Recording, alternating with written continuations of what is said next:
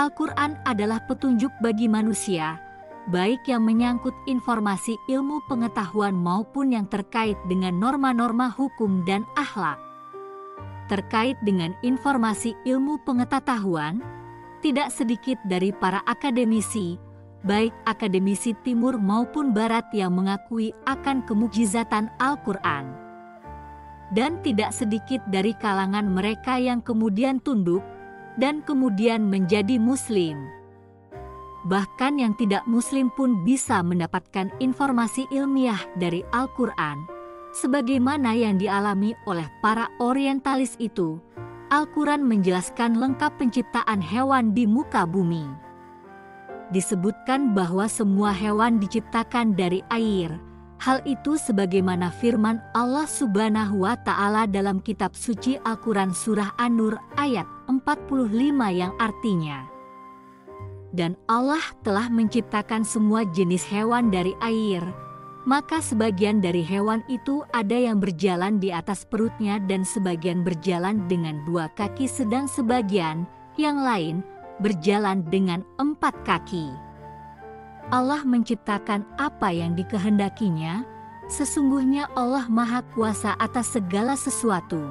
Dan juga sebagaimana firman Allah Subhanahu wa Ta'ala dalam kitab suci Al-Quran surah Al-Anbiya ayat 30 yang artinya, "Dan apakah orang-orang yang kafir tidak mengetahui bahwasanya langit dan bumi itu keduanya dahulu adalah suatu yang padu? Kemudian kami pisahkan antara keduanya. Dan dari air kami jadikan segala sesuatu yang hidup. Maka mengapakah mereka tiada juga beriman?" 2 ayat tersebut secara gamblang menjelaskan bahwa segala sesuatu yang hidup di dunia ini bahan dasar penciptaannya yakni berasal dari air. Tetapi sebelum membahas hal itu, Anda dapat melihat bagaimana benda mati ternyata bahan bakunya juga berasal dari air.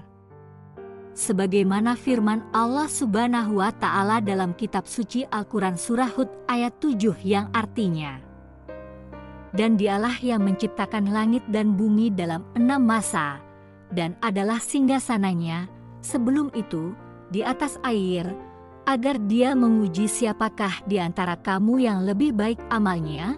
Dan jika kamu berkata kepada penduduk Mekah, sesungguhnya kamu akan dibangkitkan sesudah mati, niscaya orang-orang yang kafir itu akan berkata, ini tidak lain hanyalah sihir yang nyata." Ketika melihat ayat-ayat yang bersangkutan dengan penciptaan manusia dan makhluk hidup, jelas melihat bukti keajaiban. Salah satu keajaiban tersebut adalah penciptaan makhluk hidup dari air. Dilansir laman Miracles of the Quran, setelah informasi tersebut jelas dinyatakan dalam ayat-ayat selama ratusan tahun sebelumnya. Kemudian barulah adanya sebuah penemuan mikroskop. Dari mikroskop diketahui semua makhluk membutuhkan air untuk bertahan hidup. Jika kehilangan air di dalam tubuh akan menyebabkan kematian, seorang ilmuwan terkenal di abad 17, Baptista van Helmont, pada tahun 1640-an juga menemukan bahwa air di dalam tanah adalah elemen yang paling penting dari perkembangan tanaman. Air merupakan komponen utama dari bahan organik. Sebanyak 50 hingga 90% dari berat makhluk hidup terdiri dari air.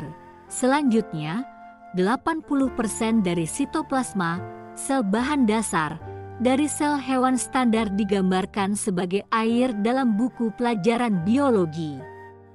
Analisis sitoplasma dan penampilan dalam buku pelajaran berlangsung ratusan tahun. Ini jauh dari apa yang dijelaskan dalam kitab suci Al-Quran.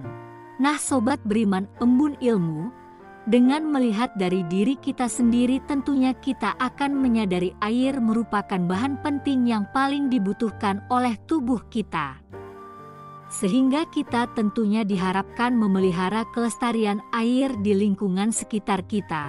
Semoga Allah senantiasa mengampuni segala dosa-dosa kita semua, dan nantikan pembahasan menarik lainnya dari embun ilmu. Wallahualam bisyawab.